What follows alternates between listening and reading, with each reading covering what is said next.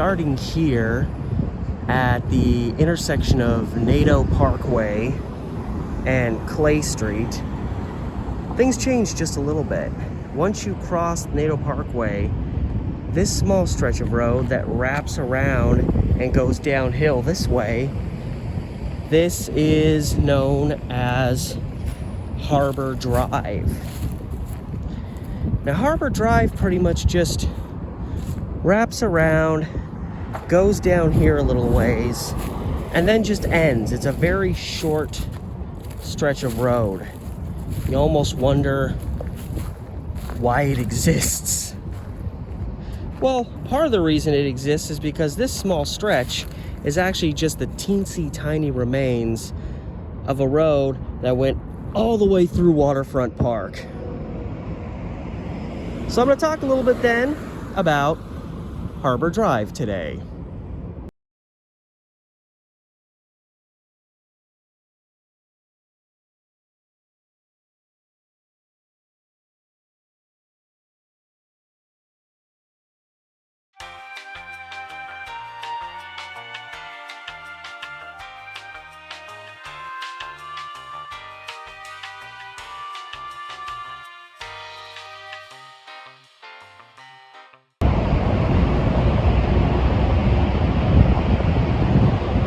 So you can see somewhat from this perspective that once Harbor Drive kind of hooks off and starts going this way, it does obviously line up with Waterfront Park, which starts over there.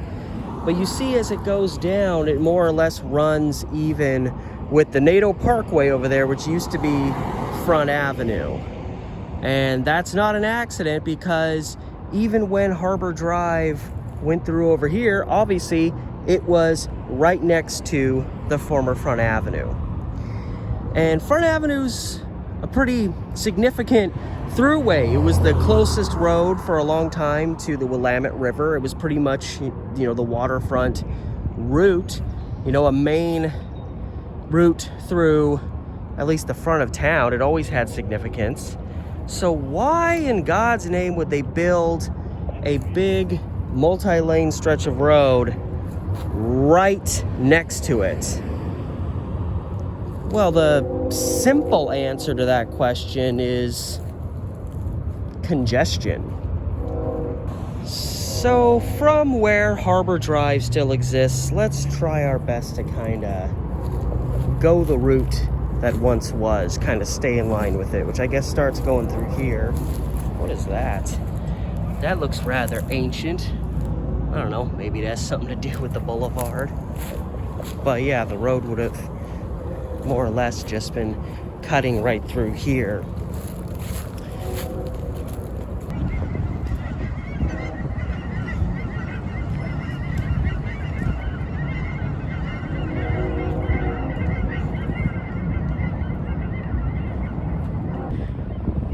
So the origin story kind of goes back to the 30s, and as the automobile is becoming more and more of a popular commodity as well as a necessary commodity, the roads in town are starting to get backed up. And Front Avenue, being a major thoroughfare, so to speak, is having some of the worst of it. So the city started contemplating, how do we alleviate all of this congestion? And the concept of Harbor Drive, which I keep wanting to call Harbor Boulevard, I think I'm confusing it with Barber Boulevard, just the way they sound. So Harbor Drive became a thought of having a road that could cut through all that congestion. And a lot of people kind of consider it Portland's first freeway, because it functioned very much like a freeway. The objective was to have minimal obstructions, not a bunch of streetlights, not a bunch of sidewalk or crosswalks, not a bunch of things that are going to force traffic to stop, so that if you wanted to just blow through here, you could hop onto Harbor and get somewhere real quick, and that would alleviate a lot of the traffic building up more inward towards the city, in particular Front Avenue. So that was the motivation, and so they put Harbor Drive right here, right next I mean, why not? This area was primarily, I mean, there was a lot of, you know, probably cool old buildings. There's a lot of buildings right here between Front Avenue and the river. So that was one of the tragedies, was that a bunch of those buildings that were left over here got demolished so they could put the road through there. And one of the primary obstructions they had that actually stood just a short distance ahead of me was, there was a massive like marketplace building. This huge building, it was apparently 2.5 blocks long, that stood between Front Avenue and the river. And it later became a newspaper office for the, I think it was the Oregon Journal, I want to say. So that was an issue that had to be dealt with. And eventually that building wore out its use and got torn down. But Harbor Drive opened in the early 1940s. There was a little bit of a delay. Obviously World War II was on the go, and so progress was a little bit slow, but finally they did get Harbor Boulevard through here open. And I'm wondering, because I'm about to cross under the Hawthorne Bridge. This crossover, this has all been here a very long time. Harbor Boulevard was gone. It was demolished in the 1970s. So I'm guessing a lot of this would have been here. So I'm wondering if the reason that this is this big open space, if this is right where at least one of the ways that Harbor Boulevard went through, and maybe the lane or the traffic going the opposite direction went in through here. And that's why it's like this, because the further down you go over here, these spaces between the supports become smaller. So I'm thinking, like, why is it so wide in between here? I mean, doesn't it just look like a big road would have gone through here at some time? It's because one did.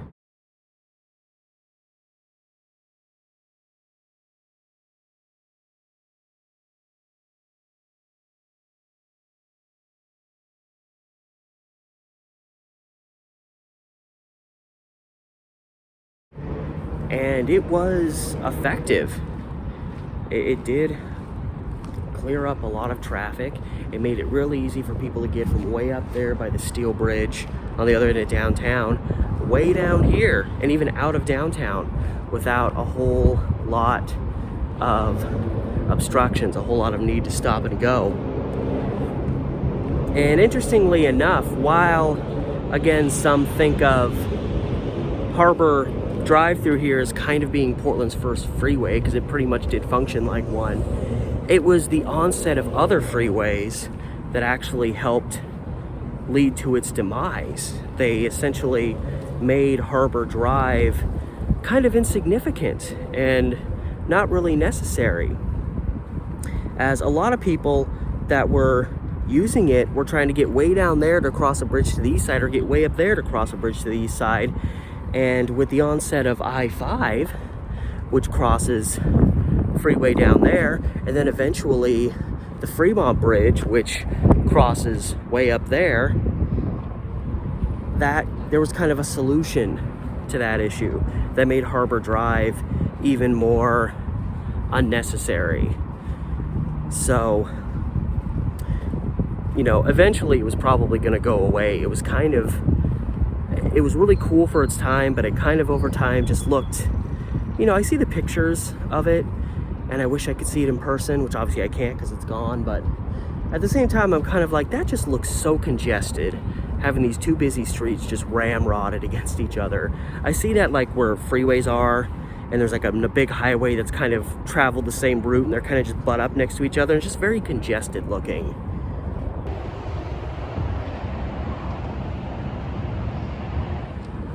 And here was another issue, and I apologize for the wind is kind of coming and going. I hope it's not ruining my audio too much, but here was another issue, was going back to the turn of the century, like the early 1900s, discussions had begun about wanting there to be green space kind of down by the river. This area where Waterfront Park is today was so congested with buildings, and before they built the seawall here to, you know, keep the city from flooding every other year, there was just a lot of, you know, the buildings would just kind of go down to the water. It was just very mucky through here.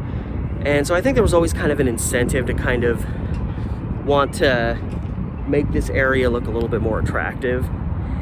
And so there was always kind of in the back of the city's mind this hope that one day they would put a park here. And as Harbor Drive became more and more unnecessary through here going into the 70s, the city started contemplating finally putting in a park here. And Tom McCall, who Waterfront Park here is named after, he was, you know, a pretty serious environmentalist and a pretty prominent Oregonian. And yeah, he was really pushing for, you know, he was one of the first people to really call out not just Portland, but the state of Oregon for how we were polluting the environment, which, you know, this is way back in the middle, 20th century, when that wasn't like an in vogue thing to be all worried about the environment and be all worried about, the emissions that our cars are spewing out and all of that. So he was pretty big on that, which it makes all the sense in the world then why this park would ultimately be named after him. And they went through a few different ideas. One of the most intriguing ideas, it probably would have been super expensive, it ended up having a lot of serious issues later on, was they actually considered making a tunnel and having Harbor Boulevard run under all of this and then just put the park on top of it. Somehow I feel like that would have turned into a very expensive construction plan, and there probably would have been issues later on. And ultimately, despite some resistance to do so, they just said the hell with it. Let's just get rid of Harbor Boulevard. See, I just called it again, Harbor Drive. It's kind of outlived its usefulness, and let's just get rid of it altogether and just put the park here. And that's what ended up happening. But fortunately, we do have that one little sliver back there of Harbor Drive to always remind us a little bit that once upon a time it was there.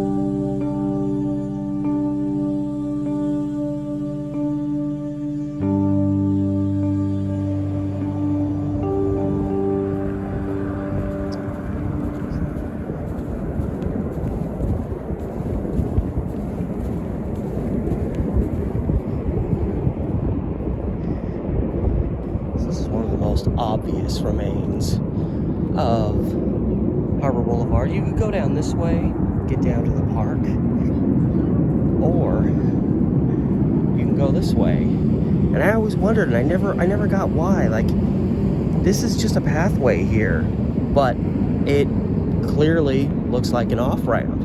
A off-ramp that's probably been neglected for a while. Well, this used to be the off-ramp from the Hawthorne Bridge. If you were crossing the river onto this side, this was the off-ramp that dumped you down between the former Front Avenue, now the NATO Parkway, and Harbor Boulevard, which makes a lot of sense. And you can even see here it's been thinned out. It used to be much wider, and since becoming a pathway, they've narrowed it here. But it makes sense that right here where it's coming down, you have the former Front Avenue literally right here, and you would have had Harbor Boulevard, or yeah, Harbor Drive, God, what's wrong with me, right here, and this coming down right in the middle of it. So this is, as it appears, a former off-ramp transitioned into a path in the aftermath of the demolition of the boulevard, the drive that came through here. God, I can't keep it together.